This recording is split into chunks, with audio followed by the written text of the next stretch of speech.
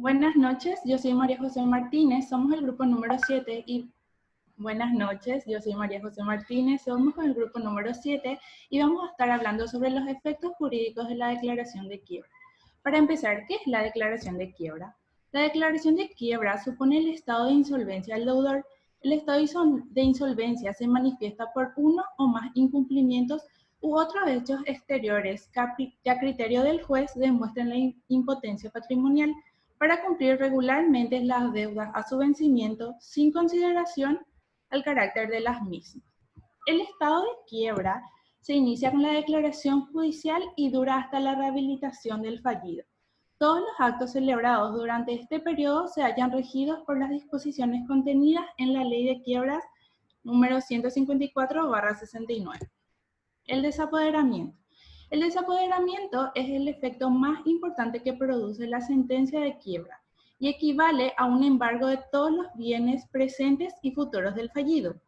Con esta medida, el deudor pierde la administración de sus bienes. El desapoderamiento no es una expropiación, pues no priva al fallido del derecho de la propiedad de los bienes a favor de la masa de los acreedores, la administración de la cual es privado del fallido pasa a derecho del síndico.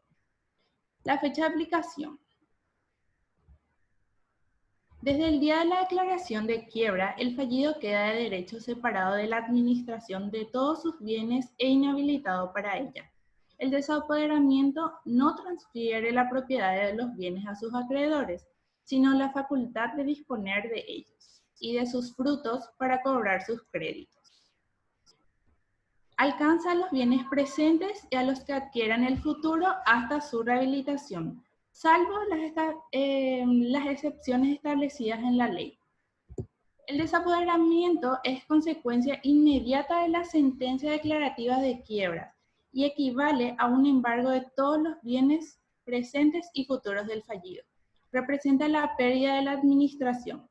El desapoderamiento no es una expropiación, pues no hay desplazamiento del derecho de la propiedad a favor de la masa de los acreedores, por lo que el fallido permanece como propietario de los bienes del desapoderado. Buenas noches, compañeros y a la audiencia. Yo me llamo Gustavo Costa y les voy a estar hablando sobre las funciones del síndico en cuanto a la ley número 154, Ley de Quiebras de la República del Paraguay. La principal función del síndico en caso de quiebra es obtener la administración del cual el privado es fallido. Esto se hace vigente a través de la ocupación de los bienes y pertenencias del fallido en representación de la masa, es decir, pasa directamente a administrar los bienes y las pertenencias del fallido. Esto se puede observar a partir del artículo 133 y los siguientes de la Ley de Quiebra, que legisla el procedimiento que va a estar siguiendo el síndico durante el proceso. En el artículo 133, declarada la quiebra, el síndico está obligado a tomar todas las providencias necesarias para la guarda de los bienes, libros, papeles y papeles del fallido, para lo cual tomará posesión de ellos y con la intervención del funcionario que lo juzgase. Si lo estima necesario, él puede aplicar unos sellos del juzgado para mayor seguridad de los mismos, es decir, para poder resguardar los datos. El síndico hará realmente un inventario definitivo y el avalúo de todos los bienes. A estas diligencias podrán participar los acreedores, que bien son los más interesados, por lo cual el síndico dejará constancia con 3 días de anticipación del lugar, la hora y la fecha en que se realizarán esos actos. Si fuese necesario, podrá asistir el deudor. El artículo 134 corresponderá también al síndico tomar las medidas necesarias para la defensa y conservación de los activos de la quiebra.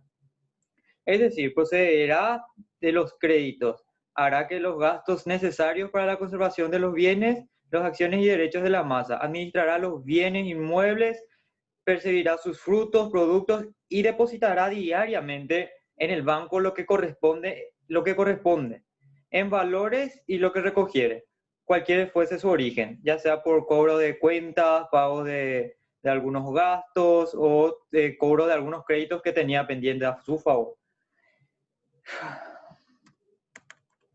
Luego está el artículo 135, el síndico que intervenga en la quiebra. abrirá la correspondencia telegráfica y cablegráfica del fallido en su presencia y le entregará lo que fuere solamente o puramente personal, solamente lo que corresponde a la empresa o a la unipersonal es lo que el síndico va a estar recibiendo y controlando, a fin de que no se le escape información y para estar al tanto de todas las informaciones. Artículo 137. Con autorización del juez, el síndico podrá proceder a la venta inmediata de aquellas cosas perecederas o deteriorables, que estén expuestas a una grave disminución de sus precios. Esto realmente se da a modo de que los bienes no pierdan su valor y no sea más alto su conservación que su utilidad. El artículo 154. El síndico, con autorización del juez, solo con autorización del juez, estará obligado a pagar a los trabajadores sus créditos devengados total o parcialmente en los últimos meses anteriores a la declaración de quiebra y a las indemnizaciones en dinero o que tenga derecho a la terminación de sus contratos de trabajo. Esas son las funciones, o sea, son las más destacadas dentro de la ley de la quiebra. Muchas gracias, espero les haya servido.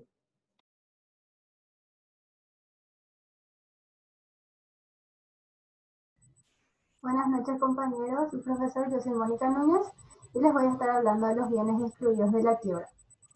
No están comprendidas las asignaciones por alimentos, jubilaciones, pensiones y las indemnizaciones de seguros personales y lo que el fallido obtenga con su trabajo, dentro de los límites necesarios para su manutención y las de su familia.